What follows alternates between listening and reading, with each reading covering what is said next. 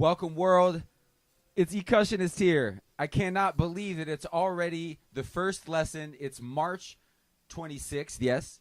The first lesson of trimester 1 here in 2025. I'm reporting live from the studio in North Carolina. This is free lessons for all levels and all ages with Radio Terra. Shout out to all our friends in Brazil. Shout out to all our friends in the States. Shout out to all our friends worldwide who are tapping in. If you are new to this channel, then I am Ecussionist. I am one of the many awesome music purveyors and educators that are bringing their expertise in their instrument to a free platform that allows people of all ages, like I said, and all levels to learn more about music and focus on the stuff that matters to them. I will be walking you through 12 lessons that I curated myself, and they are ultimately inspired by my path as a drummer and my path as a professional musician. I'm here to give you as much possible knowledge as I can in 30 minutes, so let's get to it. I'm going to play a little bit and just warm up.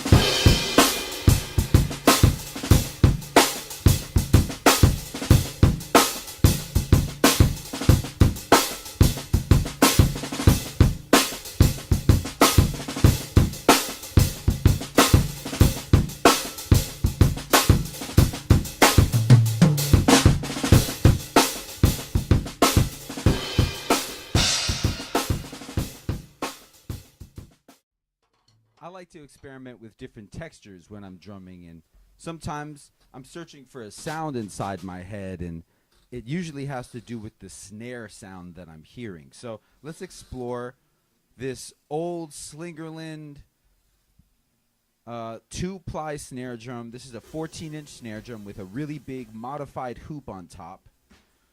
This is my uncle's drum. I bought this from my uncle for $150. Let's hear how it sounds compared to this customized piccolo from a drum shop that I don't know if it's still in business. They're called Diamond Drums. Thank you so much, Dean Diamond, for making this drum and sending it to me. Let's listen to the Slingerland.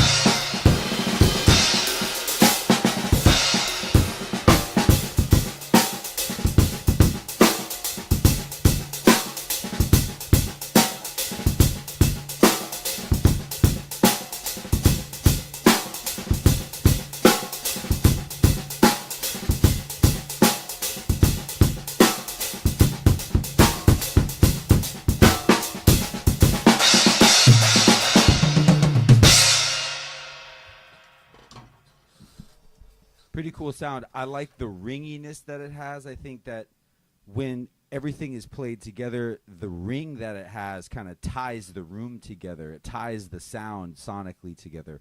I don't know if that makes sense, but let's move on to this next snare. This is the snare that actually came with this Ludwig kit. This is a, what is this? This is a 14-inch, 5-inch, 14 by 5 snare. All right, let's listen to it. So I'm being strategic, and this has to do with posture, and today I wanted to talk a bit about posture and grip and some foundational things about just sitting behind the drum set. But when you're sitting behind the drum set, be very mindful of not to apply too much weight to the left or to the right when you're sitting facing forward. You can really hurt your back like that. So I hope I'm not demonstrating bad posture when I look back at this video, but we'll see what happens. Okay, so just wanted to make you aware of that. I'm aware of that. Let's listen to this 14-inch Ludwig snare. This came with the kit. This is the breakbeat snare from Questlove.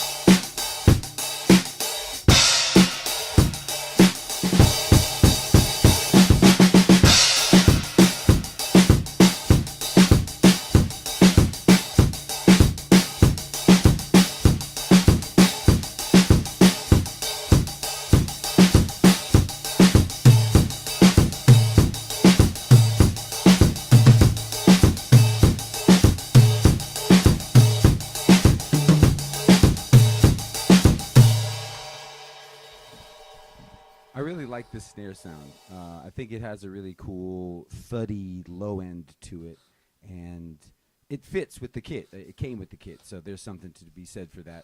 One thing that there's also something to be said for is not stopping. So even when you have a thought, maybe while you're playing drums, sometimes things come into our brain while we're supposed to be focusing on keeping time and maintaining the groove or the pattern, or listening to the soloist and improvising and accompanying a singer, whatever the case may be. We always have to figure out ways to lock back in, right? We have to lock in. That's what we do as drummers. We lock in. We lock in the most. That's what we do. We're the ones who lock so that everybody else can lock. If we can't lock, no one can lock, right? So we got to lock in. And what happens for me is I oftentimes have to check myself. How I do that is I try and find a place that I look, and I stay looking at that place. And usually when I find myself being distracted, I'm not looking at that place anymore. So that's a weird little mental hack that I use. Other people use different things, but that's what I use. So yeah, stay locked in and don't stop though. Also, train your limbs to keep going in a consistent fashion even when your brain is like farting, right? So let's listen to one more snare. So this is a snare that I've had for over 20 years. This was a custom snare from another defunct drum company out of Boulder, Colorado called Tribes. And this is a black 13-inch piccolo snare.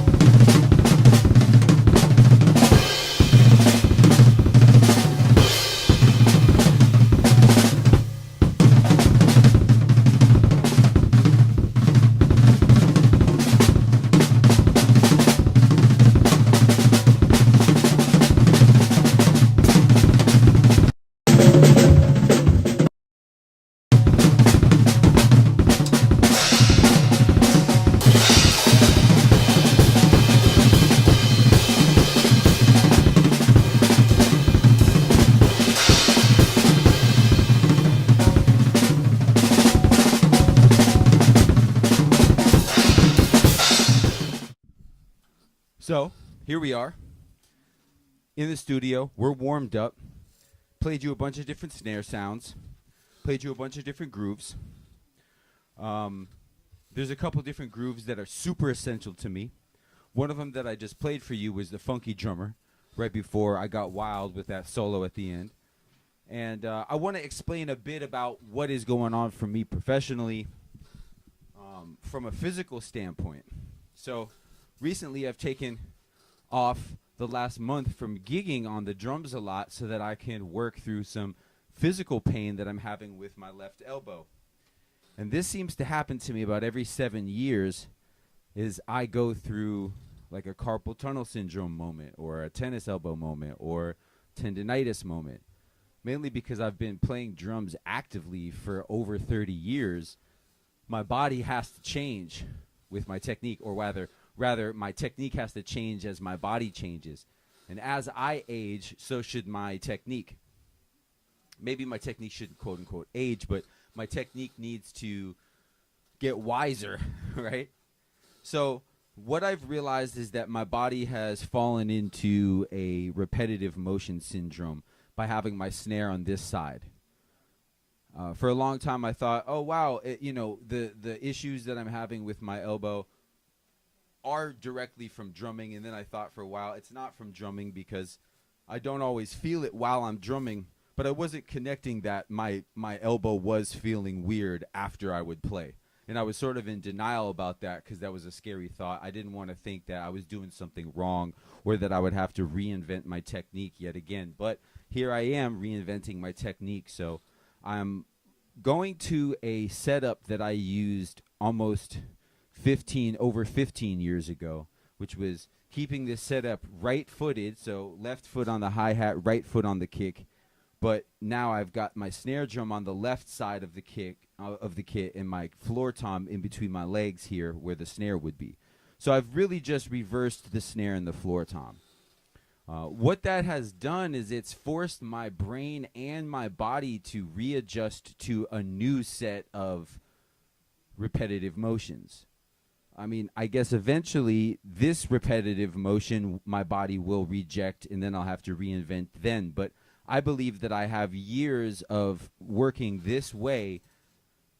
And ultimately, what's most important is that I can continue to play, that we can continue to play. So this is for all of you out there who might be getting back into their instrument, excuse me, who might be getting back into their instrument, who haven't, simply because they've had an ailment or an injury that's prevented them from playing. I'm really excited because I feel like my speed, my ideas, my groove, everything is sort of improving, and I like to believe that it's because I've done something different. I've broken out of my mold. I've broken out of my status quo. I've broken out of my own rut. I've broken out of doing the same thing the same way for so long. Nothing like a fresh pair of sticks. Get you a great pair of sticks, or just get a pair of sticks and get really comfortable with holding these sticks. I like to hold the sticks from the back of the hand, like this.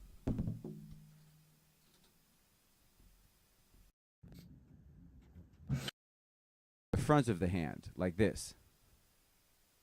Right? Back of the hand, front of the hand. So we're gonna be talking posture and breathing throughout the whole trimester. But today I just wanted to show you a bit of some of my playing. But I want to thank everybody for being here. This is lesson number 1. Lessons for all levels and all ages every single week. Every Wednesday on their YouTube channel at 4 o'clock. Come and join.